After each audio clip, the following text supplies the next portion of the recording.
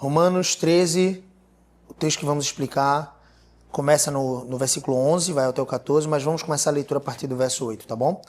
A palavra de Deus diz assim: ouço com reverência e temor. A ninguém fiqueis devendo coisa alguma, exceto o amor, com que vos ameis uns aos outros, pois quem ama o próximo tem cumprido a lei. Pois isto, não adulterarás, não matarás, não furtarás, não cobiçarás, e se há algum ou qualquer outro mandamento, tudo nessa palavra se resume: amarás o teu próximo como a ti mesmo. Versículo 10. O amor não pratica o mal contra o próximo, de sorte que o cumprimento da lei é o amor. Então, verso 11.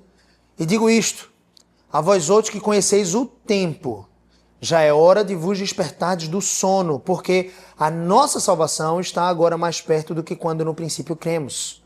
Vai alta a noite e vem chegando o dia, deixemos, pois, as obras das trevas e revistamo-nos das armas da luz. Andemos dignamente como em pleno dia, não em orgias ou bebedices, não em impudicícias e dissoluções, não em contendas e ciúmes, mas revesti-vos do Senhor Jesus Cristo, e nada disponhais para a carne no tocante às suas concupiscências. Vamos orar? Feche seus olhos, incline sua cabeça. Senhor Jesus, amado, Tu és o nosso Deus, o nosso Mestre, o nosso Salvador. Nós te agradecemos por esse culto, Senhor Deus, pelos momentos que já tivemos de adoração a Ti, Senhor Deus, de cantar as verdades a respeito de quem Tu és, de nos conectarmos, Senhor Deus, com o Teu Santo Espírito, com uns aos outros, Senhor Deus, com nossos irmãos. Nós te agradecemos porque o Senhor é cuidadoso em cada etapa, Senhor Deus, das nossas vidas e em cada momento. O Senhor tem governado sobre tudo e sobre nossas vidas, e te agradecemos porque cada palavra que o Senhor traz, o Senhor não só nos dá uma oportunidade, mas nos chama, Senhor Deus, a uma nova vida, uma vida mais pronta, mais acordada, Senhor Deus, usando o termo aqui da Tua palavra, mas acordada para te servir, para viver uma vida de santidade. Nós te oramos agradecidos porque o Senhor é bom e fala, Senhor Deus, aos nossos corações. Nós te pedimos, inclina, Senhor Deus, os nossos corações a ouvir, Senhor Deus, a Tua voz, que a nossa atenção seja multiplicada agora, Senhor Deus, possamos ganhar toda a disciplina, Senhor Deus, que vem de Ti, no que tange, Senhor Deus, a diligência de Te ouvir. Possamos ansiar por esse momento e pelas Tuas palavras, então nos unge, Senhor Deus, com o óleo do Teu Santo Espírito, nos faz transbordar, Senhor Deus, desse óleo da Tua presença, e que possamos, Senhor Deus, estar plenamente atentos, tomando decisões, Senhor Deus, em nossa própria vida, para vivermos aquilo que Te agrada e abandonarmos aquilo que Te desagrada. Em nome de Jesus te oramos. Amém, amém. O tema dessa nossa pregação diz respeito a vivermos uma vida de santidade para Deus. Eu chamei essa pregação de o despertar da santidade. O chamado de Deus para uma vida lavada no sangue de Cristo.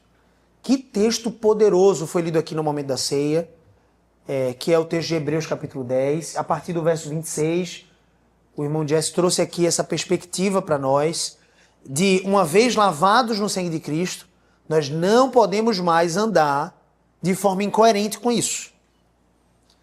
Do contrário, estaríamos sendo profanos, profanando o sangue da nova aliança. Esse sangue tão poderoso. E ele diz, se pelo testemunho de duas outras pessoas, na lei de Moisés, isso o escritor de Hebreus está registrando para nós, uma pessoa passava, pela sentença de morte, quanto mais diante da nova aliança, que é tão mais excelente, que é tão melhor, que é tão superior.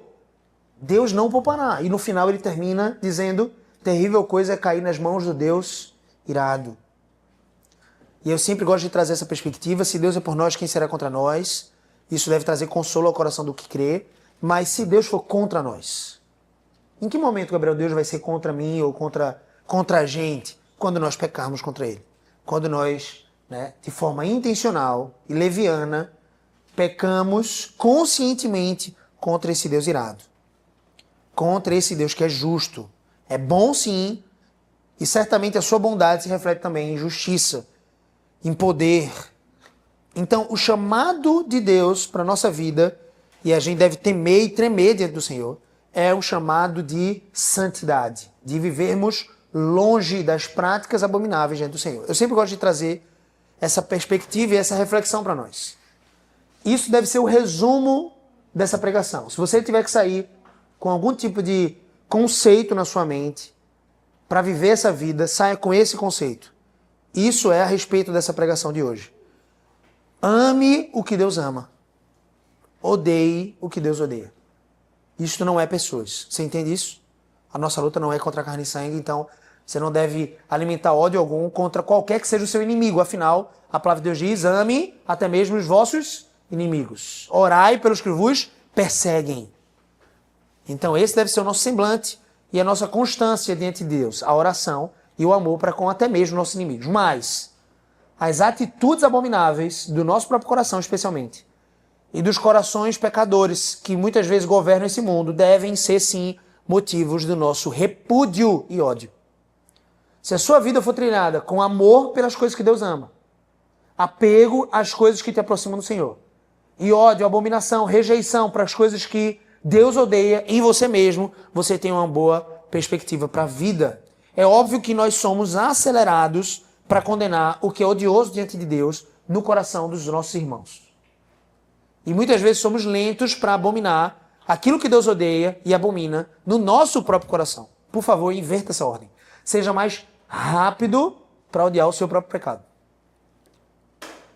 É claro que você deve odiar qualquer pecado e qualquer transgressão diante de Deus. Mas eu garanto a você, você é muito mais rápido para fazer isso com relação ao pecado do outro. Você é muito mais um detetive, um juiz, muito mais pronto para julgar o seu irmão do que a si mesmo.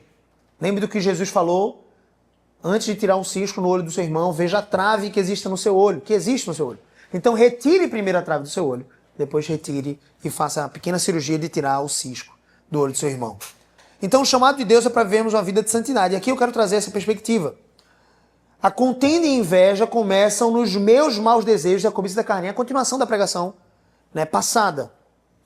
Na pregação passada, nós falamos a respeito do amor. O chamado de Deus e o despertar de Deus para o amor. É o nosso despertar, na verdade. Deus nos chamando para despertarmos o nosso coração para amar uns aos outros. Logo depois de ele ter falado a respeito dessa manifestação de amor para com as autoridades. O nosso amor para com Deus é refletido quando nós nos submetemos às autoridades. Capítulo 13, Romanos, do versículo 1 ao 7, ele falou sobre estarmos sujeitos à autoridade. Vivemos vidas piedosas e mansas. Do 8 ao 10, ele falou a respeito da nossa dívida que não tem como pagarmos em vida. É a dívida do amor. Essa dívida não acaba. É o dom que não acaba. Nos céus, nós estaremos ainda, por mais que de forma perfeita, sem tanta luta, porque o nosso próprio pecado nos chama a não amar as pessoas. No céu nós estaremos em um ambiente perfeito, de perfeita santidade, de pureza completa e de amor pleno. E esse dom do amor continuará nos céus.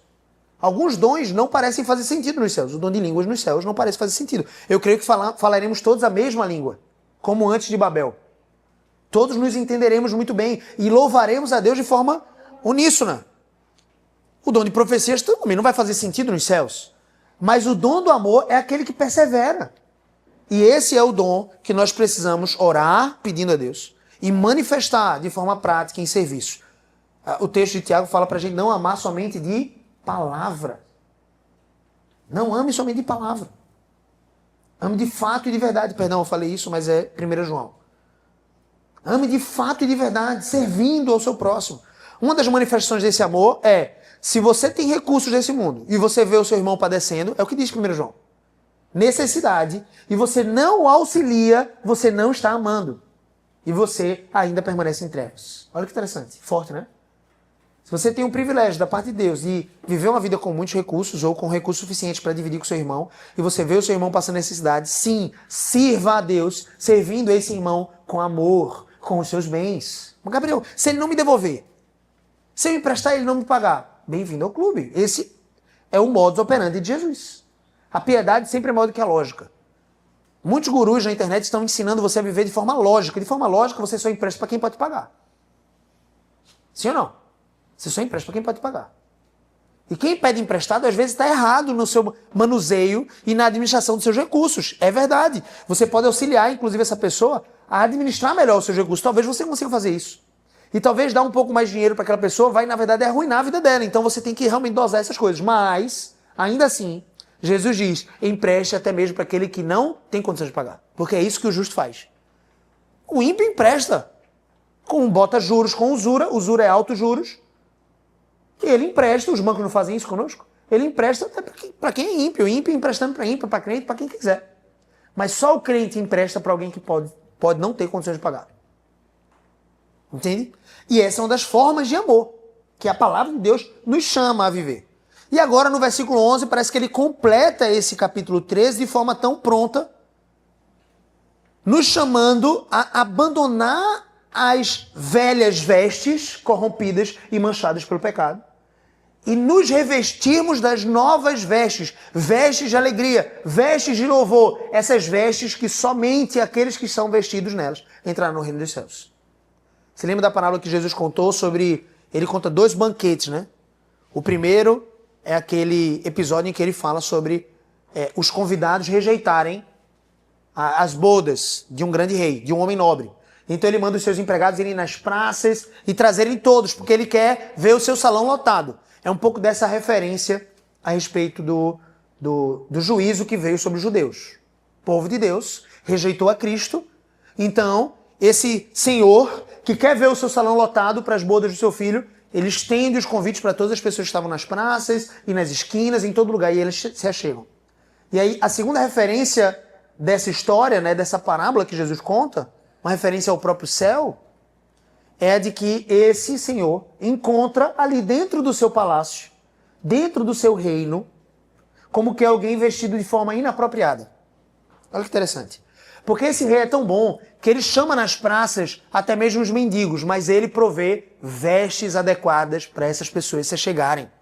Esse rei provê essas vestes. E aquela pessoa estava ali como que rejeitando a provisão. Eu quero ir do jeito que eu quero. Chegou ali com vestes inadequadas, o que é que o rei faz? Diz assim, ó, você está vestido de forma inapropriada. Aqui não é um lugar para você estar vestido sem santidade. Você está entendendo essa parábola? Sem santidade, não. Então você vai ser lançado lá fora. E lá fora é onde há choro e ranger de dentes. É no juízo condenatório. Todos aqueles que rejeitaram a festa foram condenados, porque lá fora do palácio é como se fosse fora da arca. E fora da arca existe grunhidos, clamores, gritos. Você imagina isso? As pessoas batendo talvez na arca. Quantas multidões quando começou a encher mesmo as águas? Porque eu acho que a incredulidade dos irmãos, dos habitantes ali do tempo de Noé, vamos conectar com Noé agora. Eu acho que eles demoraram para acordar. Já estava Noé com a sua família, as 8 pessoas na arca, todos os animais, a arca fechada. E só quem podia abrir a porta era Deus. Essa porta é Cristo, uma referência direta. E as pessoas, quando começou a encher, bater na canela, talvez elas foram, opa, tem uma arca ali, vamos até lá. Vamos ver se eles abrem a porta. E eles já não podiam abrir a porta. Imagina quantos socos, quantas batidas, talvez alguns machados tentando bater naquela madeira. E então as águas começaram a subir, deslocaram a arca pesada do chão. Quantos gritos havia lá fora? Choro e ranger de dentes fora do palácio. Conectando agora com a história que Jesus conta, né? Fora da arca, fora do palácio, fora de Cristo.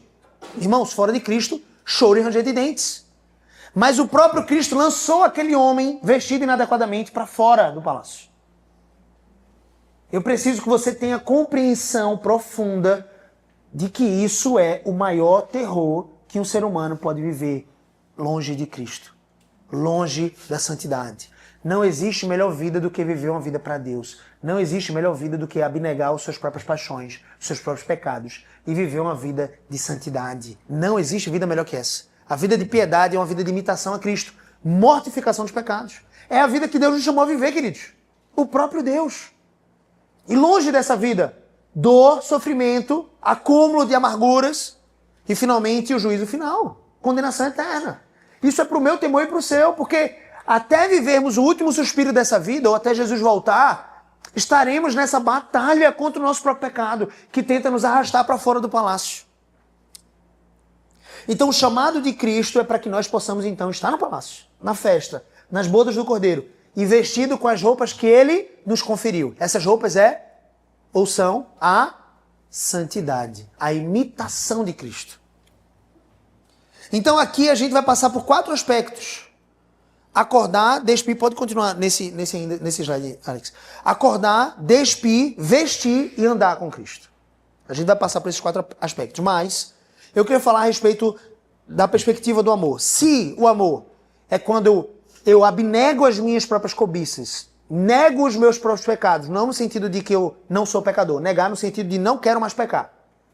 Negar a mim mesmo, tomar a minha cruz, é esse exercício de mortificar as minhas paixões pecaminosas, mortificar as minhas tentações, para que eu não venha cair e desobedecer a Deus. E me colocar diante do Senhor para andar nos caminhos que Ele designou para mim, conhecendo esses caminhos, amando esse caminho, amando o que o Senhor ama. Legal. Então agora eu tenho uma gestão desses amores. Eu preciso gerir esses amores. Eu preciso amar o que Deus ama e odiar o que Deus odeia. Antes, sem Cristo, você amava o que o seu próprio coração corrompido te colocava à frente. Podia ser, como na história de Daniel, o prato das finas iguarias do rei. Daniel, revestido do Senhor Jesus, diz: eu não quero comer essas finas iguarias do rei. Entende essa diferença? Ele não quer se contaminar com os prazeres do mundo. Essa é a ideia. Daniel é um modelo para nós. Foi o que Cristo fez.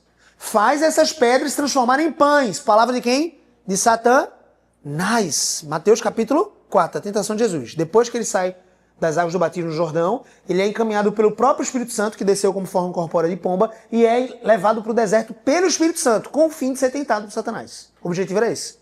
40 dias no deserto. Adão, no paraíso, peca. Podia comer tudo. Só tinha um fruto que ele não podia. Ele vai lá e peca. Jesus, entre aspas, não podia comer nada, porque estava em jejum.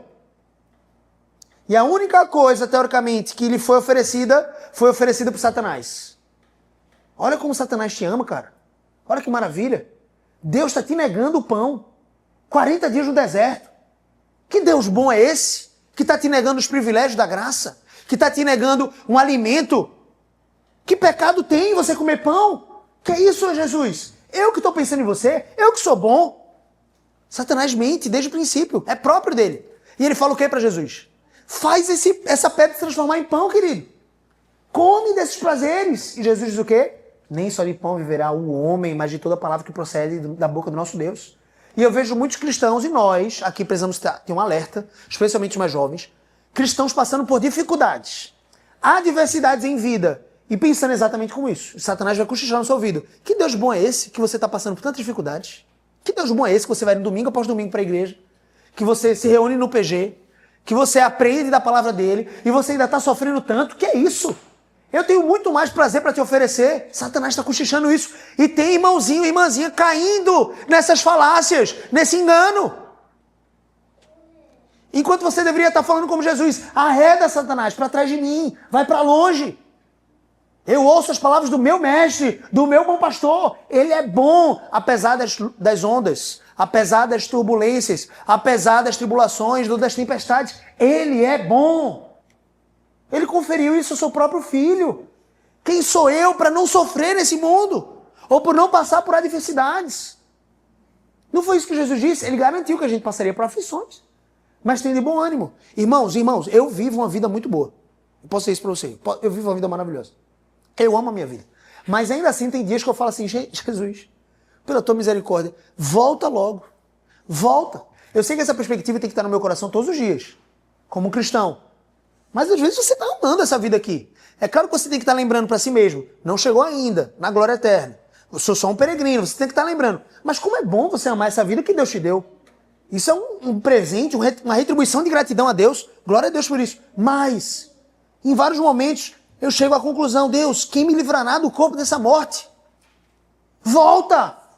Eu não aguento mais pecar contra o Senhor. Às vezes tem umas lutas assim.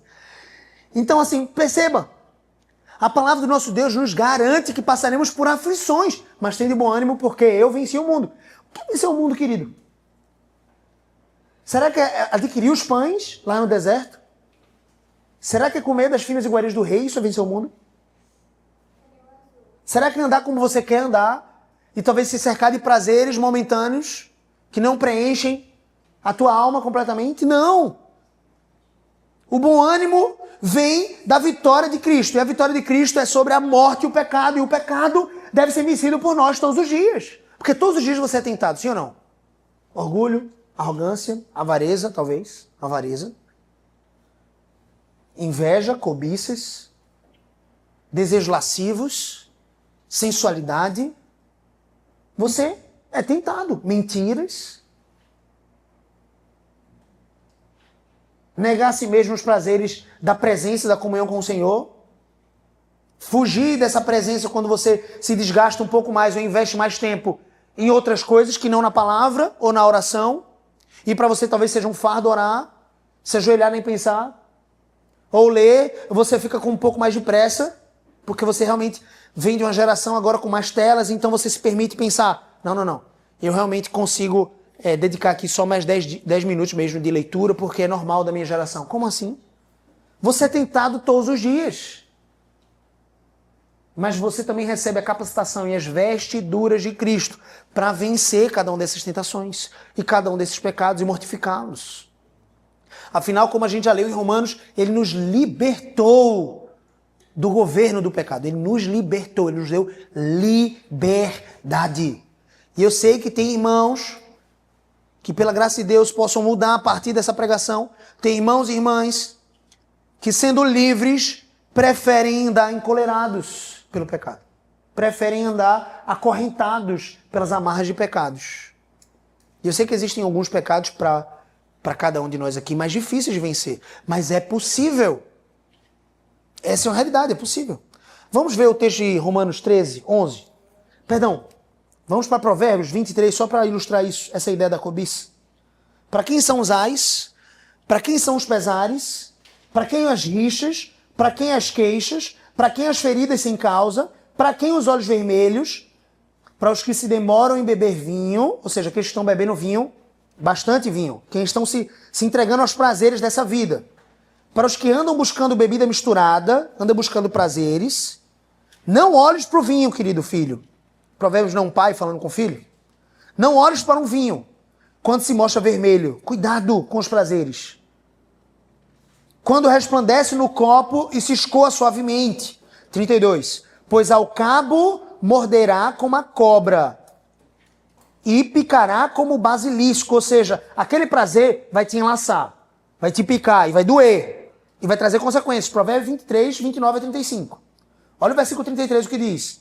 Os teus olhos verão coisas esquisitas. O teu coração falará perversidades. Serás como o que se deita no meio do mar. Não vai dar bom, não é isso? E como que se deita no alto do mastro. E dirás, por final, espancaram-me e não me doeu. Bateram-me e não senti. Quando despertarei. Quando despertarei? Então tornarei a beber. Esse é o homem entregue às suas próprias paixões. Aqui ele está ilustrando uma das formas dessas paixões carnais, que é se entregar à dissolução da bebida. E a gente já sabe, segundo o texto de Efésios, que nós não podemos nos embriagar com vinho, no qual a dissolução, isso aqui, se perder nos seus próprios prazeres, mas devemos ser cheios do Espírito Santo. Então, a partir dessa ideia de que nós precisamos resistir às cobiças, e aqui é uma dessas conotações de cobiça, os prazeres, que provavelmente nenhum aqui nesse salão, pelo que eu vejo, nenhum aqui sofre desse prazer específico do vinho. Ou as tentações da embriaguez. Por isso que eu preciso que você seja maduro para aplicar essas consequências e esses prazeres carnais do vinho a seus prazeres, às suas tentações. Quais são as suas? Em que você se embriaga?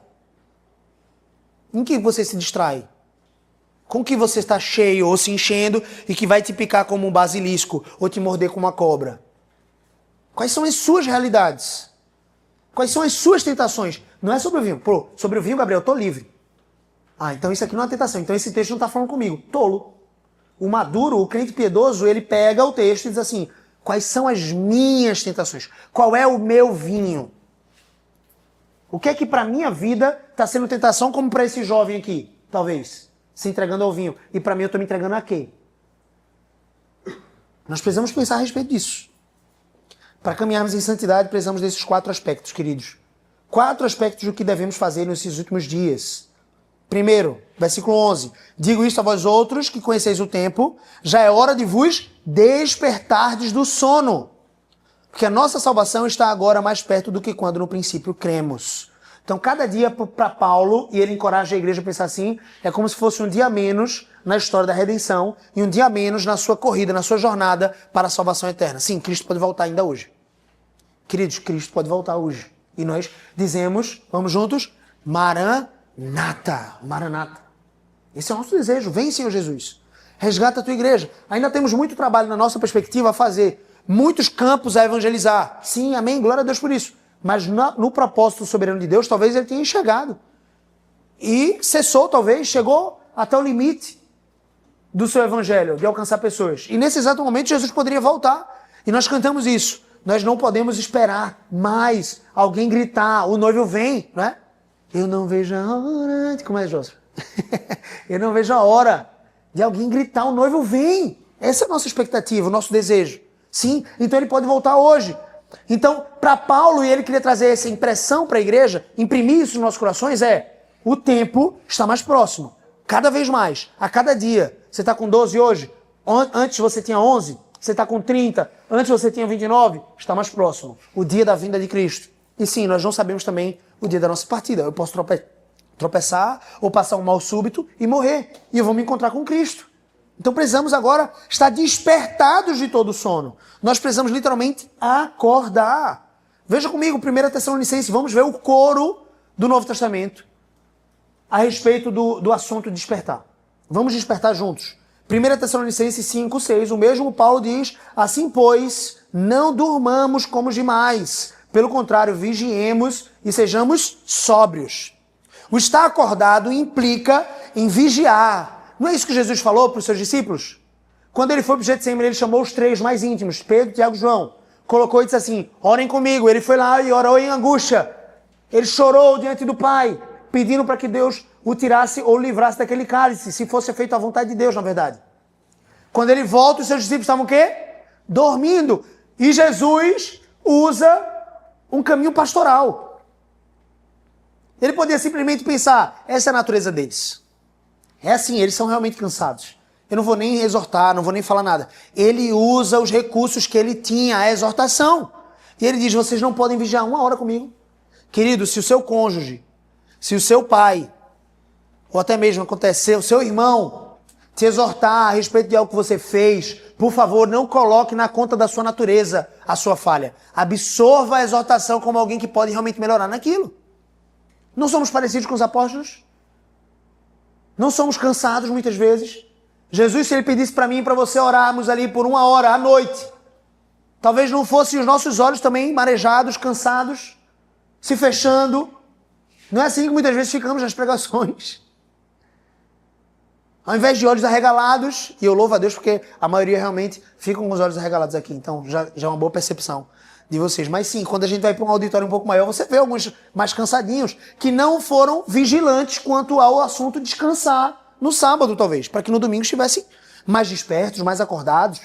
E é claro que eu já falei nisso também, irmãos. Eu já falei nisso. E esse é um motivo de arrependimento, óbvio. Você não pode pensar, fui no sábado, fui dormir tarde, então eu estou com sono, é por isso que eu não vou para a igreja. Ou então até vou, mas vou ficar com sono.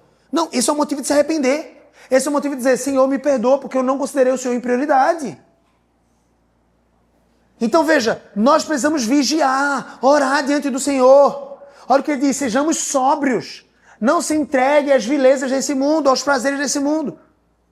Aquilo que traz de solução, como o vinho, ou drogas outras, ou até mesmo prazeres que te deixam dispersos da presença de Deus. Marcos capítulo 13, versículo 35 a 37 diz, vigiai, pois, porque não sabeis quando virá o dono da casa. Se à tarde, se à meia-noite, se ao cantar do galo, se pela manhã, para que vindo o dono da casa, inesperadamente, não vos ache dormindo. Essa ideia de dormindo é a ideia das virgens nécias, sem um azeite, não estavam prontas. Quando o noivo entrou, ele entrou com as 5 prudentes, as 5 ficaram do lado de fora, as 5 nécias, que não levaram azeite, não se prepararam, não estavam vigiando, ficaram do lado de fora da salvação. É isso.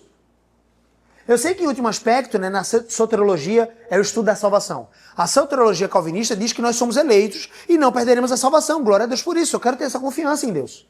Mas ao mesmo tempo eu sei que devemos conciliar com essa soteriologia calvinista a ideia de que somos eleitos e aqueles que creem de fato vão ser preservados por Deus, porque é Ele que começa a boa obra e Ele que termina. Ao mesmo tempo nós precisamos conciliar essa ideia com as ideias de que Cristo disse, Sejamos como as virgens prudentes. Então precisamos vigiar sim, irmãos. Talvez a conciliação desses aspectos seria uma prova, uma evidência de que você de fato é eleito, é o fato que você vigia todo o tempo. É o fato que você ministra ao seu próprio coração todos os dias para viver para Cristo em santidade.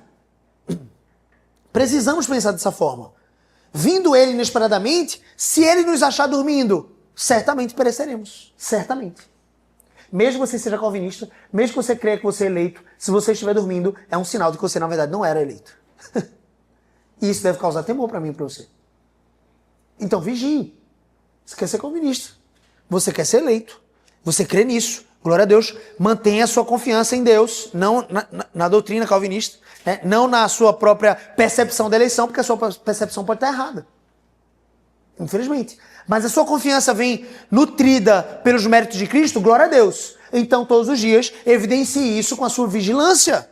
Evidencie isso com a sua capacidade de permanecer acordado diante de Deus. Obras vivas de justiça, de santidade.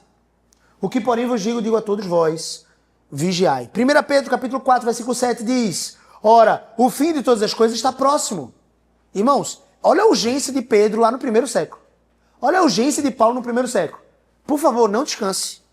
Ao invés de ser um recado que Satanás certamente faria para mim e para você, ora, se eles estavam com pressa lá e já passou 2000 anos, esquece. Satanás falaria isso para mim e para você. Ao contrário, aqueça o seu coração com a mesma pressa que eles tinham. Porque certamente eles são gerenciados pelo Espírito Santo e falaram a verdade aqui. E se eles disseram a verdade, e seja Deus verdadeiro e mentiroso todo homem, né, por falha, seja Deus verdadeiro e mentiroso todo homem, se a verdade de Deus diz as coisas e o fim delas estão próximos, o fim de todas as coisas está próximo. Então ele é a verdade, ele manifesta essa verdade e nós precisamos crer dessa forma. Então, aqueça o seu próprio coração nessa verdade. Aqueça o seu coração por pensar, está realmente muito próximo. E os meus filhos precisam pensar dessa forma. E a minha esposa precisa pensar dessa forma. E as pessoas no meu trabalho, no meu clube, né, no meu ambiente social, precisam saber que eu estou vivendo nessa urgência dos últimos dias. Ora, o fim de todas as coisas está próximo. Sede, portanto, criteriosos, irmãos. E mais uma vez ele chama a gente à sobriedade, a bem das vossas orações. Efésios 5,14. A gente passou agora por textos de Paulo, o próprio texto de Marcos aqui, o Jesus falando sobre a vigilância, Pedro, e agora voltamos para Paulo mais uma vez em Efésios. Efésios 5,14 diz, pelo que diz, desperta, ó tu que dormes, levanta-te de entre os mortos e Cristo te iluminará. Não é isso, irmãos? O chamado de Deus? Desperta aqui é, viva a vida de santidade. Vivam a vida de prontidão diante do Senhor, de mortificação do seu pecado, de crescimento em santidade, em imitação de Cristo, porque Ele era santo. Então vamos pensar agora a respeito do segundo aspecto, despir, e o terceiro aspecto, vestir, porque essas duas coisas sempre caminham juntas nas Escrituras. Então eu peguei esses dois aspectos, ao passo que nós nos despimos do velho homem, nos despimos da sua velha natureza, da nossa natureza do pecado, ao passo que nós nos despimos das roupas manchadas pelo pecado, nos revestimos das roupas purificadas e lavadas no sangue de Jesus. O exercício sempre é um put off, put on, né? Minha pronúncia é horrível, mas tô certo no inglês? Put off é retirar e pôr, né? Put on, é isso? Put on, é? A pronúncia é mais sofisticada, a minha não é tão boa não. Mas eu retiro as minhas obras. Alguém pode falar para mim? Put off? Pronto, isso. Eu retiro as minhas vestes, eu retiro as minhas obras e eu me visto das novas vestes, aquelas que eu posso entrar no salão do rei. Essas são as vestes que ele mesmo proveu para mim. Romanos 13:12 diz, se despir, vai alta noite, vem chegando o dia, deixemos, pois, as obras das trevas. Quando ele fala deixemos, ele está falando para todos nós, irmãos. Até você que nasceu na igreja. Ou não existe obra das trevas em seu coração? Não existe orgulho, arrogância, soberba, muitas vezes? Não existe inveja, cobiça? Você nunca se vangloriou diante do seu irmão? Ou você é um ET, ou você realmente é santo desde o princípio. Mas é provável que se você tem algum irmão, você já se vangloriou. Eu sou melhor que você nisso. Isso não é obra das trevas?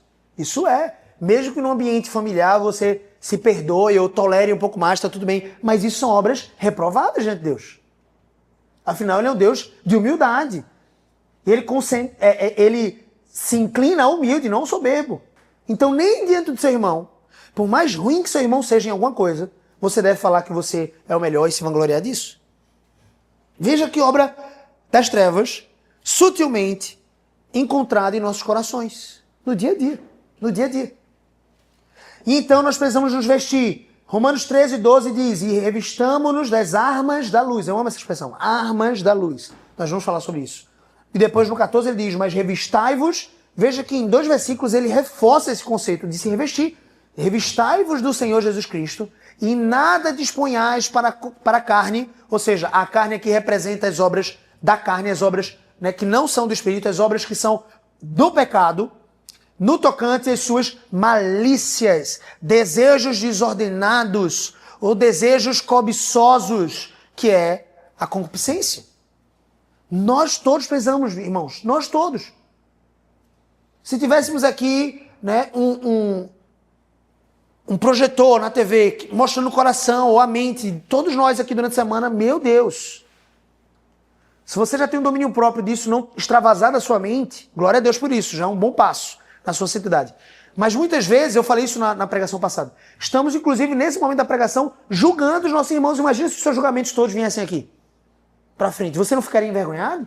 Isso é Deus. Deus está lendo todos esses pensamentos, muitas vezes em julgamento com os outros, ou com o que o outro está falando, ou sobre a roupa, ou sobre os aspectos daquilo que você desgosta. O tempo inteiro as suas futilidades seriam expostas aqui. Não precisamos nós nos despir dessas obras? Precisamos, irmãos. Não precisamos ser vigilantes. E a vigilância aqui, eu sei que muitos entendem de forma mais ampla a vigilância, mas eu queria que você enxergasse vigilância como algo bem íntimo. Você está vigiando o seu próprio coração nas pequenas coisas que você desagrada a Deus, nas mínimas coisas que você desagrada a Deus. Aquilo que é mínimo para o mundo, para os outros. Talvez não seria um escândalo aquele seu pensamento a respeito da sua colega na escola. Talvez não seria um escândalo se isso viesse à tona. Mas certamente aquilo não agradou a Deus, então vigie. Vigie o seu coração. Vamos para Efésios capítulo 4, 22 a 24 diz, o apóstolo Paulo diz, no sentido de que, quanto ao trato passado, vos despojeis do velho homem. Velho homem aqui significa as obras da carne, ou as obras da velha natureza, sem Cristo. Ou seja, você entrega aos seus próprios pecados, escravo do pecado. Então, se despoje do velho homem, saia, retire essa lama do seu coração, que se corrompe segundo as concupiscências do engano. Concupiscências, você já entendeu que é cobiças do engano. E vos renoveis, irmãos, no espírito do vosso entendimento. Entendimento agora renovado em Cristo. E vos revistais do novo homem. Quem é o novo homem? Cristo Jesus. As obras de Cristo. Criado segundo Deus, em justiça e retidão procedente da verdade. E para isso, obviamente, precisamos crescer no conhecimento da palavra de Deus, a verdade.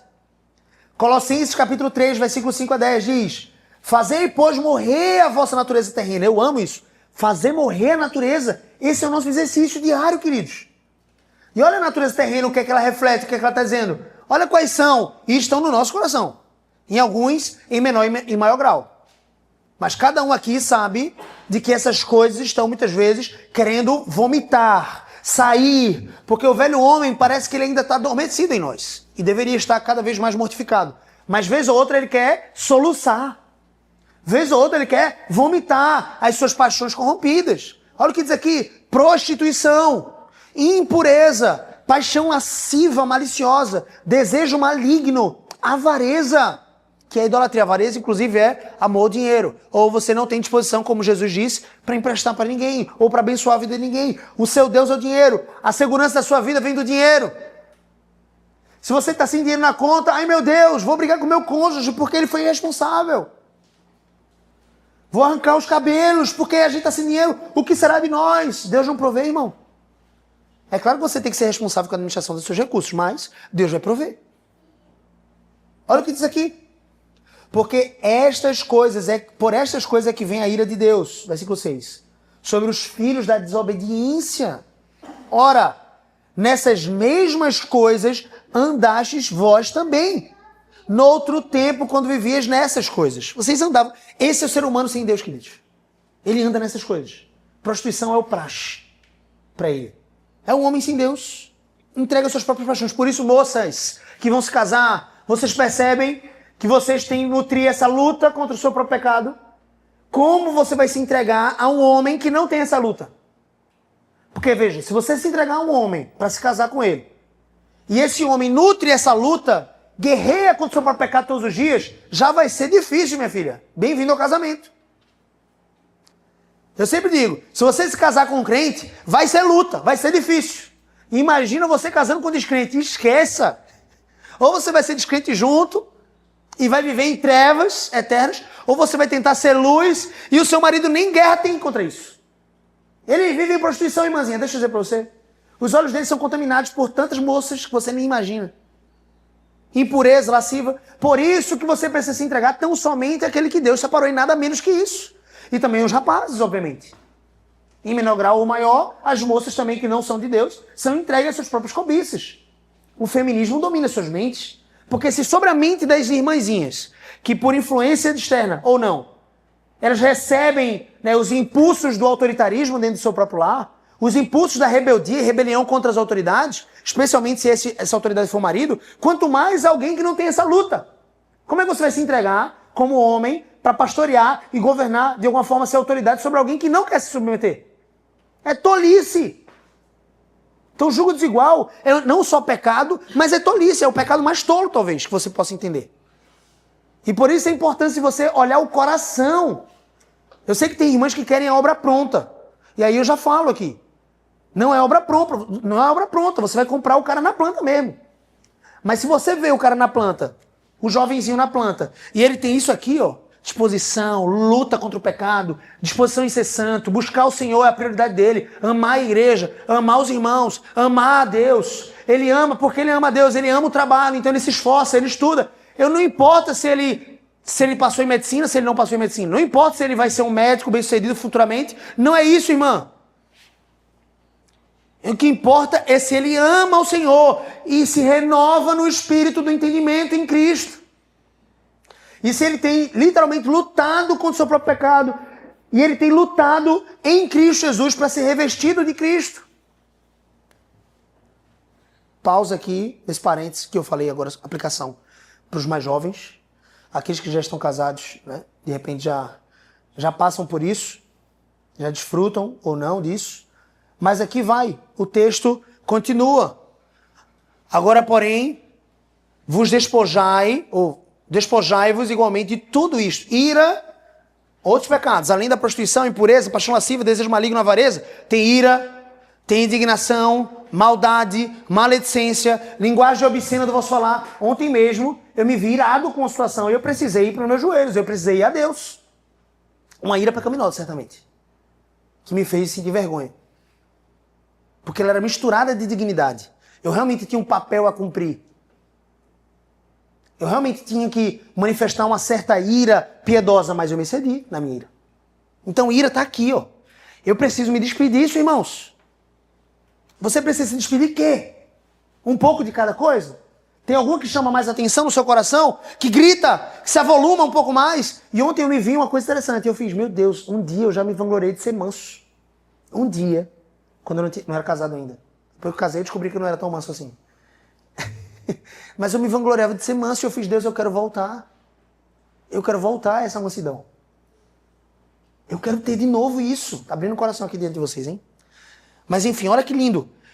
A gente precisa se abandonar a maledicência, a linguagem obscena do vosso falar. Não mintais uns aos outros. A mentira é abominável, irmãos. Já pensou um relacionamento cheio de mentiras? Terrível. Dor, traições e outras coisas mais. Uma vez que vos despiste o velho homem como seus feitos e vos revestisse, sempre juntos, do novo homem que se refaz para o pleno conhecimento, segundo a imagem daquele que o criou. Tem um texto nos evangelhos que diz que a estratégia de Satanás é essa. Ele vai lá e espelha um demônio, a casa não é preenchida pelo maior dos espíritos, que é o Espírito Santo, e os demônios vão voltar para aquela casa limpinha, e ele vai trazer mais 7 com ele, uma legião com ele. Por favor, se você se despir do velho homem, Você precisa se vestir do novo homem. Vocês entendem isso? Se você não se vestir do novo homem, você vai estar desnudo e pronto para se lamear e se vestir novamente com mais trapos e trapos mais imundos, porque o pecado acumula, tá? Ele vai se tornar mais terrível do que já era. 2 Coríntios, capítulo 10, versículo 3 a 6 diz: porque embora andando na carne, não guerreamos segundo a carne. Quando ele diz embora andando na carne, embora vivamos a vida nesse mundo, estamos vivendo. Não guerreamos nesse mundo segundo a carne. Porque as armas da nossa guerra, da nossa milícia, não são carnais, irmãos.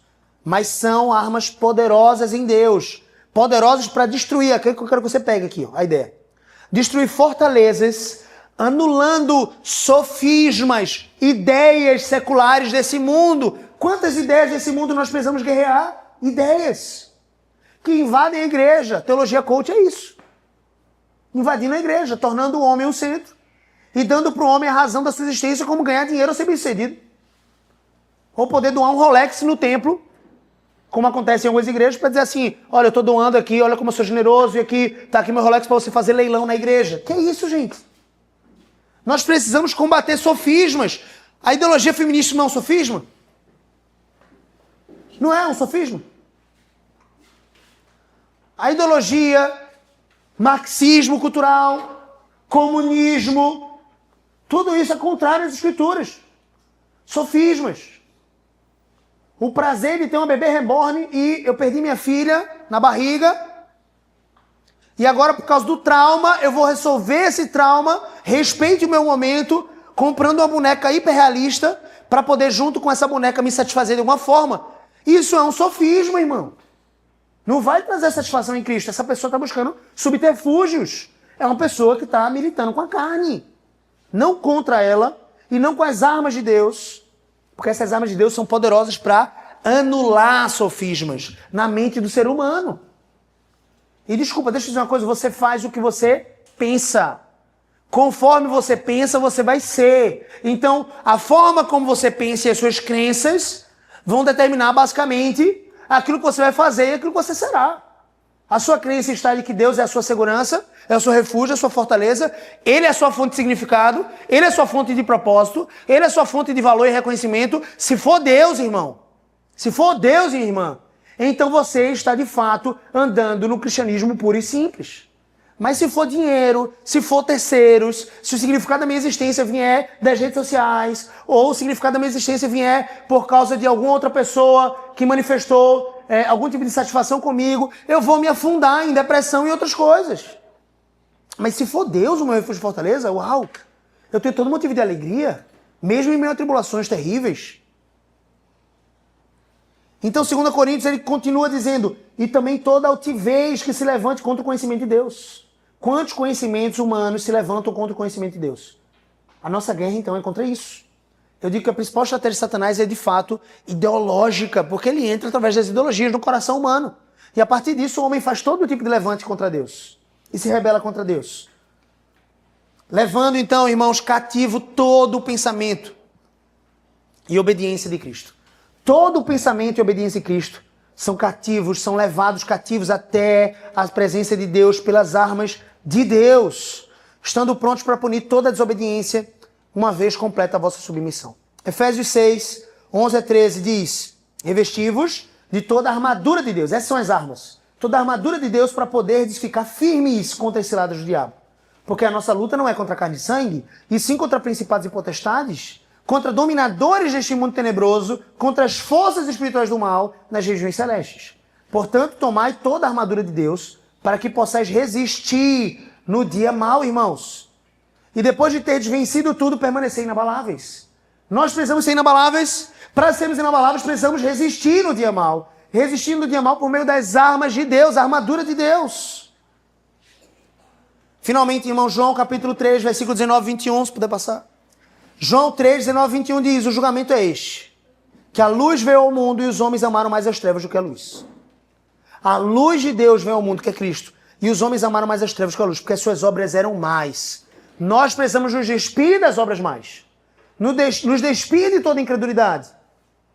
Nos revestir de toda a fé em Cristo, pois todo aquele que pratica o mal aborrece a luz e não se chega para a luz, a fim de não serem arguidas as suas obras. Quem pratica a verdade aproxima-se da luz, a fim de que as suas obras sejam manifestas, porque foram feitas em Deus. Isaías 60, versículo 1 a 5, diz um pouco a respeito disso. Dispõe-te e resplandece, porque vem a tua luz, e a glória do Senhor nasce sobre ti. Olha que maravilha!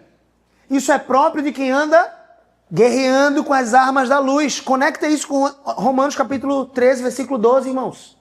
Armas da luz. Olha Isaías dizendo, a nova Jerusalém.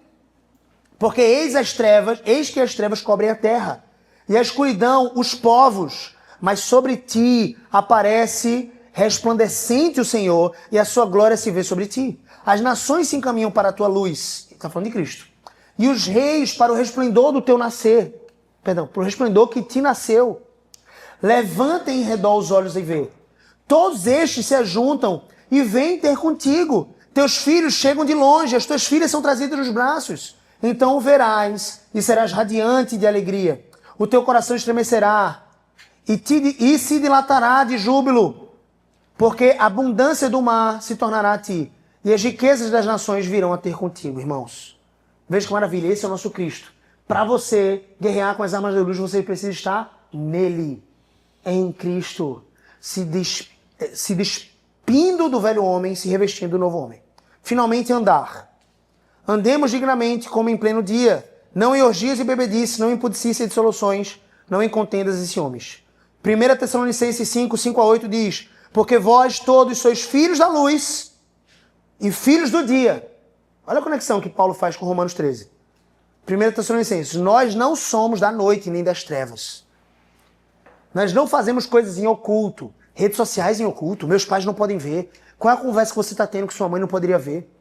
Você está pagando alguma conversa, é com alguém, certamente você está andando em trevas. Você deveria estar andando em luz. O marido que apaga a conversa no direct ou nas mensagens do WhatsApp para a esposa não ver, está andando em trevas, em adultérios, em cobiças malignas. Assim, pois, não durmamos, olha a ilustração, é a mesma. Não durmamos como os demais, pelo contrário, vigiemos e sejamos sóbrios. Ora, os que dormem, dormem de noite. E os que se embriagam, é de noite se embriagam. Nós, porém, que somos do dia, sejamos sóbrios, revestindo-nos da couraça da fé e do amor, e tomando como capacete a esperança da salvação. Eu vou finalizar só com mais esse texto. Gálatas capítulo 3, versículo 27, que diz, porque todos quanto fostes batizados em Cristo, de Cristo vos revestistes. É claro que existem aqueles que se batizaram em Cristo, e obviamente foi um sinal externo, mas não se revestiram de Cristo. Ou abandonam isso, como diz o texto de Hebreus capítulo 10, a partir do versículo 26. Mas nós, irmãos, que nos batizamos de Cristo, precisamos nos revestir dele, das obras, das virtudes. Por isso precisamos amar aquilo que Deus ama e odiar aquilo que Deus odeia. Vamos repetir juntos? Amar o que Deus ama, odiar o que Deus odeia. Juntos, mais uma vez. Amar o que Deus ama, odiar o que Deus odeia. Nós precisamos viver isso. E odiar em nós mesmos aquilo que Deus odeia. Para que, minimamente, quando praticarmos algo terrível, ou um pecado que seja, na vigilância do nosso coração, possamos ir aos nossos joelhos e dizer, Senhor, me perdoa. Porque eu fui arrogante com meu irmão. Porque eu fui orgulhoso com a minha esposa. Porque eu fui grosseiro com meu filho. Porque eu agi mal. Porque eu pensei mal. Porque eu tive um pensamento passivo, pecaminoso. Me limpa. Eu quero andar em plena luz. Eu quero andar revestido do Cristo. Eu quero andar revestido das armas da luz. Amém, irmãos? Amém. Vamos orar? Senhor Jesus amado, Pai, nós te agradecemos por esse dia. Te louvamos porque o Senhor é bom. Glorifica o teu nome em nossas vidas, Senhor Deus. Nos reveste de ti. Nos ajuda, Senhor Deus, a em todas as coisas podermos acordar, nós possamos nos despir, possamos nos revestir de Cristo e andar nas obras de Cristo. Nos ajuda, Senhor Deus, a crescermos em virtudes. Purifica o nosso coração.